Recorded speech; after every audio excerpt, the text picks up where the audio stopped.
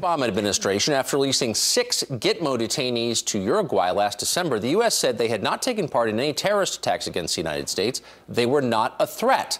Now, a newly unsealed report is telling a much different and much more ominous story.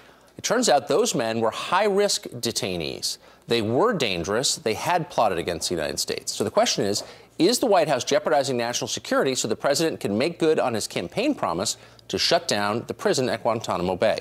Joining us now with his reaction, Jim Hansen. He's the Executive Vice President of the Center for Security Policy. Jim, thanks for joining us this morning. Good to be with you, Tucker. Do you believe the president's campaign promise to shut down Gitmo is driving the policy here? Absolutely. I mean, the guys you just mentioned, the ones who went to Uruguay, were sent there, and the Uruguayan government said they weren't even given instructions about securing them or watching their travel or doing anything.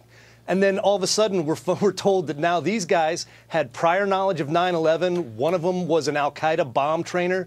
These are people who should be detained until they're dead. And unfortunately, the president is doing this, as you said, to just deliver on his campaign promise. There weren't many people who had prior knowledge of 9/11. I mean, that fact alone puts you in a very special and very dangerous category, it would seem to me. This is a big story, and yet when asked about it, Marie Harf, the spokeswoman over at the State Department, said, this doesn't change our view at all. How can that be?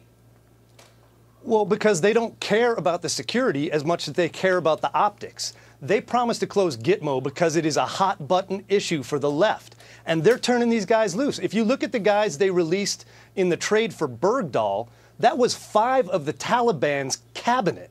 These were not individuals who should have ever left prison, and yet now they're talking on their buddies' cell phones and on the internet and Qatar, and essentially back in the fight. So I think this has turned into a situation where the politics, the optics, and the polling trump our security. It seems very reckless and crazy to me. So the president's arguing holding them without trial at Gitmo is a propaganda win for the terrorists. Okay. So is the only option to release them into the rest of the world? Why not? If they've committed misdeeds, and it sounds like they have, why not put them on trial, like in the civil court, or put them on trial in our military system? I don't understand why we wouldn't do that.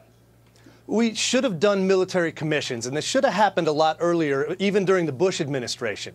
Now, the fact that President Obama doesn't believe in military commissions is part of the problem. He's determined that terrorism, all the jihadists are part of a criminal problem, not a national security problem. And closing Gitmo leaves us with nothing to do. We've stopped capturing terrorists now because we don't have any way to interrogate them and keep them. So now when we get a bad guy, we can only keep him for 30 days, and then we dump him someplace else. Right. It's a shame. Or just kill them with drones, which, of course, leaves us with no intelligence that we might have get from a living person. Jim Hansen, thanks a lot for joining us this morning. I appreciate it. Thanks, Tucker.